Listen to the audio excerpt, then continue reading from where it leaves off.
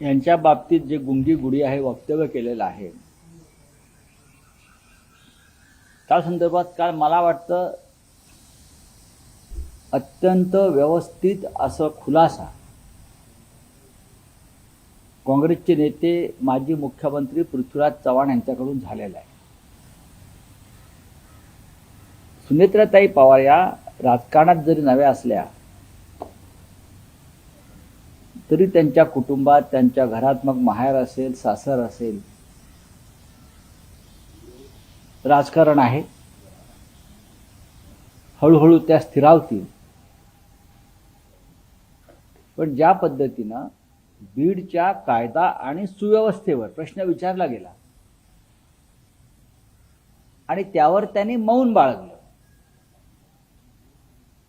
त्याच्यावरती काँग्रेसची प्रतिक्रिया आहे। त्या राज्याच्या उपमुख्यमंत्री आहेत, उपमुख्यमंत्री म्हणून या राज्यातल्या घडामोडींवर त्यांचं लक्ष आहे। बीड जिल्ह्यामधले नेतेही त्यांच्या बाजूला बसले होते। धनंजयराव मुंडे हा प्रश्न त्यांच्या संदर्भातला होता हे जर आपण स्वीकारलं पत्रकाराने विचारलेला तर राज्याच्या उपमुख्यमंत्री म्हणून त्यांनी त्याच्यावर भाष्य करणं हे अधिक योग्य ठरलं असतं। अर्थात ते त्यांचा अधिकार आहे, पण धनंजय मुंडे ह्यांनी त्यांच्या समोरच्या माईकचा ताबा घेतला असं मी ऐकलं आणि पत्रकार परिषद गुंडाळून त्या निघून गेल्या।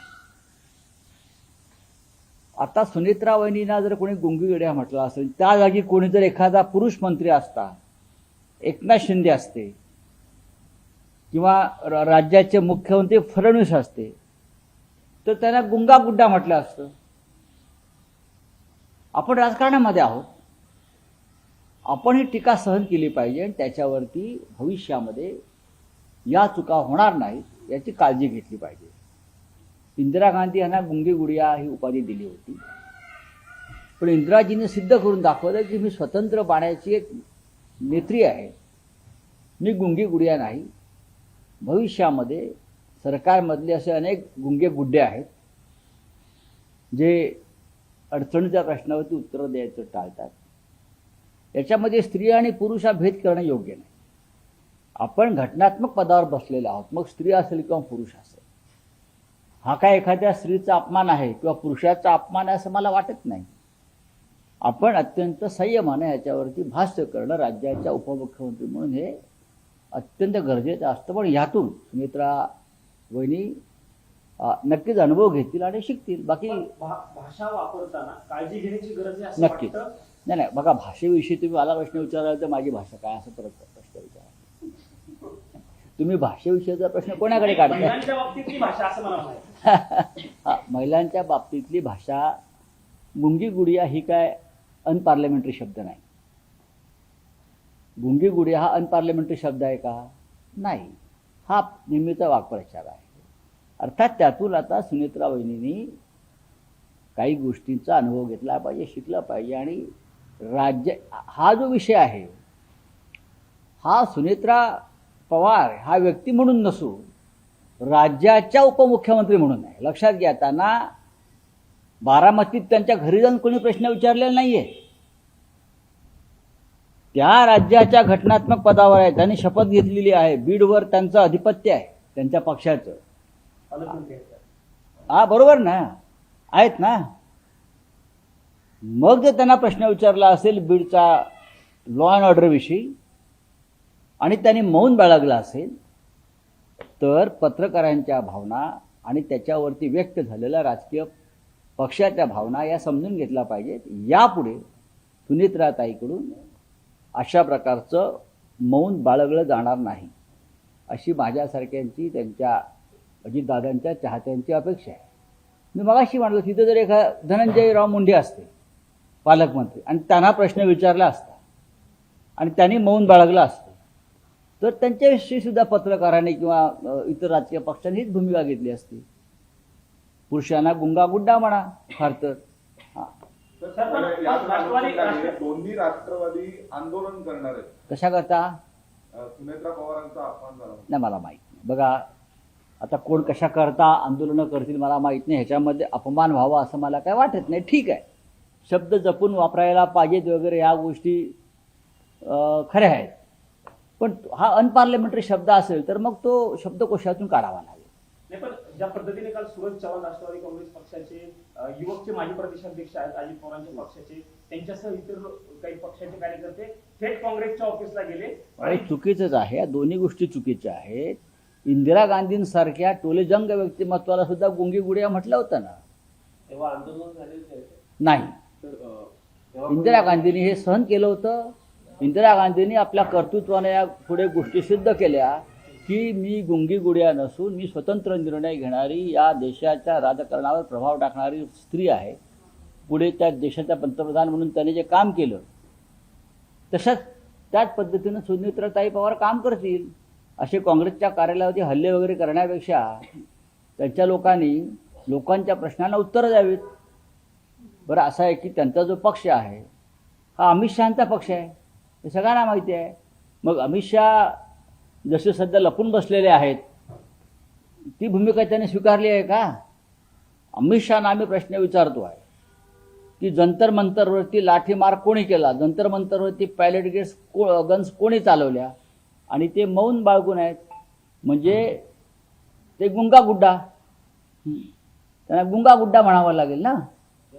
मोदी गुंगागुड्डा. तर आज पुन्हा म्हणजे गेल्या काही दिवसांपासून कामकाज होत नाहीये.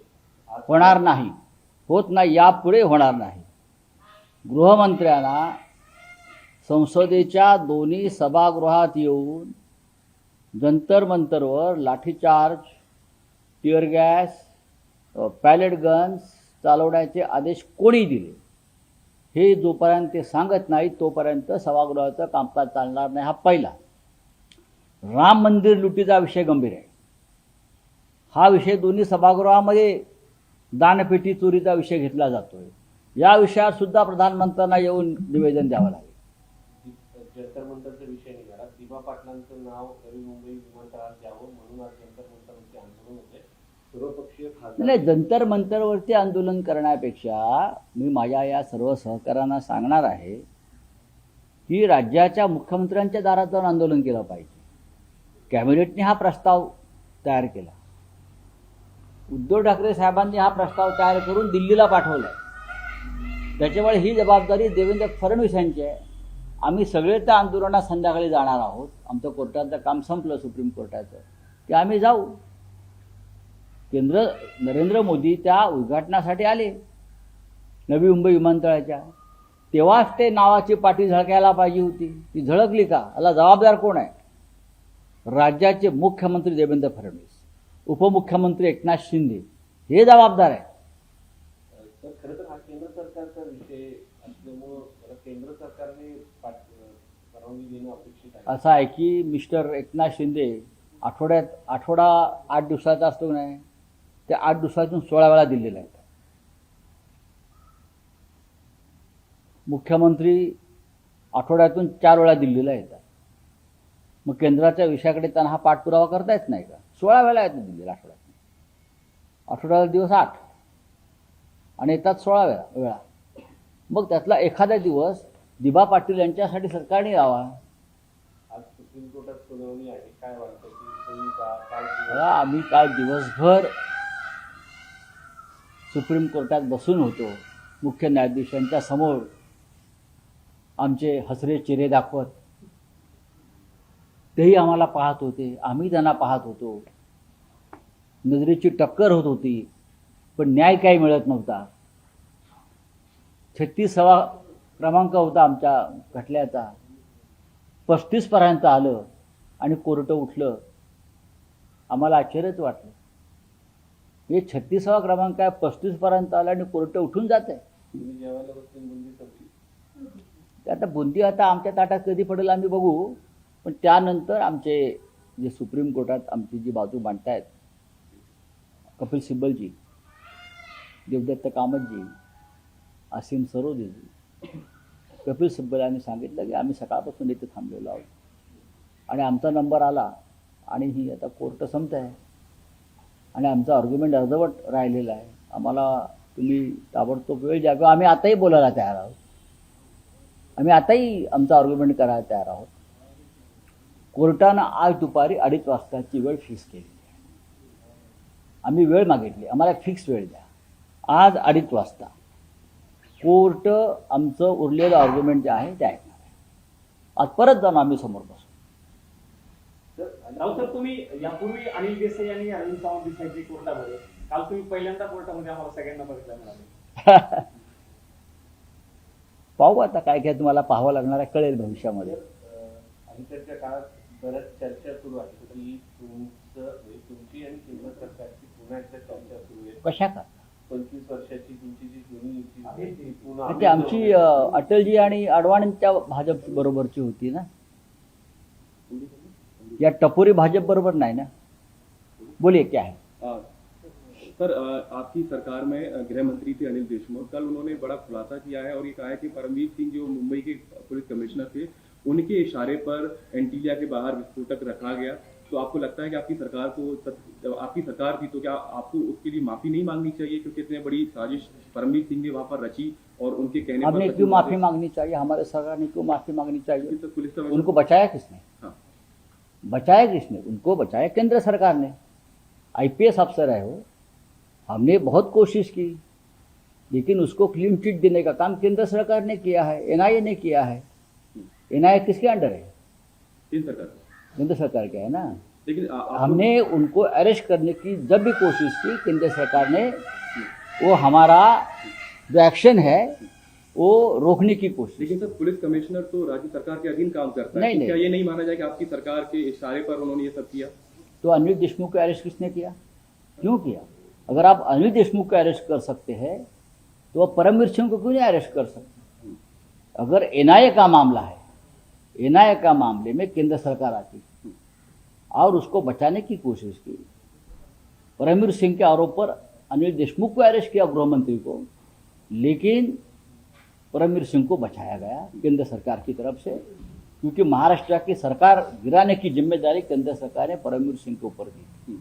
और मीडिया भी आपकी सरकार के आमने सामने हुआ. पत्रकार अर्नब गोस्वामी को आपकी सरकार ने अभी गिरफ्तार किया. तो उसका क्या संबंध है. हाँ, नहीं, मैं रिपब्लिक न्यूज नहीं, इसलिए सवाल कर रहा हूँ सर, क्योंकि आपको नहीं लगता कि तो सरकार संबंध ने, क्या है? अभी सरकार ने गलत मशीनरी का इस्तेमाल किया, नहीं. एक पत्रकार को गिरफ्तार किया. पत्रकार के ऊपर अभी भी हमले होते हैं. तो मोदी जी को जाकर पूछिए ना, ये आपके जो संपादक है उनको बोला मोदी जी को ये सवाल करते रहिए. लेकिन सरकार तो आपकी थी, इसी सवाल आपने. नहीं, हमारी सरकार की बात नहीं है, केंद्र सरकार चल रही है. अगर ऐसे विस्फोटक रखा जाए और उसके बाद आप अपनी जिम्मेदारी से पल्ला झाड़ रहे हैं. आप कह रहे हैं कि बीजेपी के अधीन आती है, सरकार के अधीन अरे आती है. नहीं, बाबा, ये ठीक है सर, ये आप जो एजेंडा लेकर आए हैं वो अच्छा लेकिन एजेंडा एजेंडा लेकर नहीं है. आए. मैं आप चलते रहिए. अब ये सवाल नहीं है. एजेंडा लेकर आया हूँ. मॅडम, आप एजेंडा कह रहे हैं, आपकी सरकार थी सर उस समय. प्रकरणी एकनाथ शिंदे यांनी आदेश दिलेले आहेत आदेश की, द्या. विशेष लेखापरीक्षण झालं पाहिजे. देने दो, उसमें क्या है. डिप्टी सीएम है, आदेश दे सकते हैं, कुछ भी आदेश दे सकते हैं. हाँ, मुंबई पोलीस दलात की परमवीर सिंग यांनी यांच्या इशाऱ्यावर तिथे बॉम्ब स्फोटक ठेवण्यात काल आले. अनिल परमवीर देशमुखांनी सिंग कुठले त्यानंतर बघा, अनिल देशमुखांना जर अटक होऊ शकली केंद्राच्या आदेशानं परमवीर सिंगच्या आरोपावर, बरोबर, मग परमवीर सिंगला का नाही अटक केली. आम्ही जेव्हा जेव्हा अटक करण्याचा प्रयत्न केला तेव्हा केंद्रानं हस्तक्षेप केला. देवेंद्र फडणवीस हे परमवीर सिंगाचे सगळ्यात मोठे समर्थक होते त्यावेळेला. परमवीर सिंग आणि देवेंद्र फडणवीस यांच्या संगनमतानं अनेक गोष्टी घडल्या आणि त्याचा परिणाम महाराष्ट्र भोगत राहिला.